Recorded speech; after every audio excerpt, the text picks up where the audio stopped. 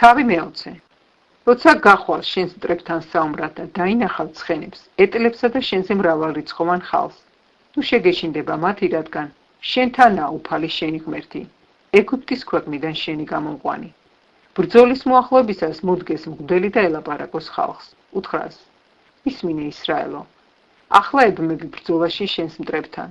ნუ დაგიძაბუნდებათ გული, ნუ შეშინდებით და ნუ შედრგებით, ნუ დაფრთხებით მათ წინაშე, რადგან უფალი თქვენი ღმერთი მოყვებათ საბრძოლველად თქვენს მტრებთან, რომ გიხსნას თქვენ.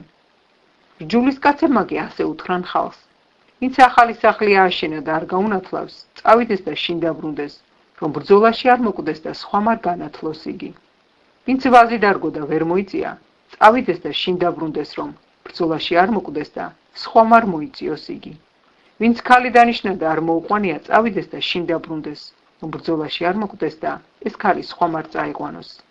კიდევ ელაპარაკონ რჯულის კაცები ხალხს და უთხრან: ვინც მშიშარაა და გული ძაბუნი, წავიდეს და შინ დაბრუნდეს, რომ მოძმეებსაც არ დაუძაბუნოს გული თავისავით.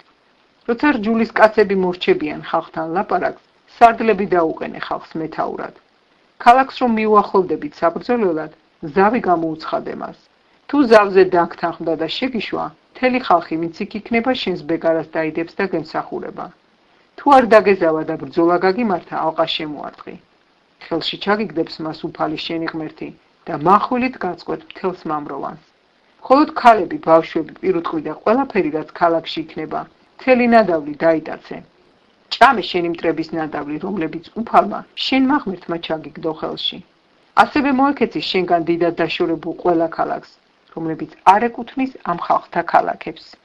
ოღონდ ამ ხალხთა ქალაქებიდან, რომლებიც უფალმა შენმა ღმერთმა მოგცა წილად, ერთი სულიც არ დატოვო ცოცხალი.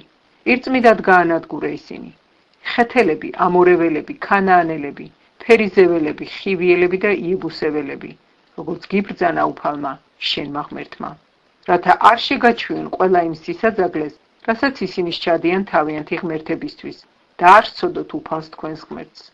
თუ დიდხანს გექნება შემორტყმული ალყა ქალაქისთვის მის დასამარცხებლად და ასაღებად, ნუ გაანადგურებ მის ხეებს, ცულს ნუ აღმართავ მათზე, რადგან თუ გიჭამ მათ ნაყოფს, არც უნდა მოჭრა, რადგან მინდორში მდგარე ხე კაცი ხომ არ არის, რომ გაგეცალოს და ციხეს სიმაგრეში შეაფაროს თავი.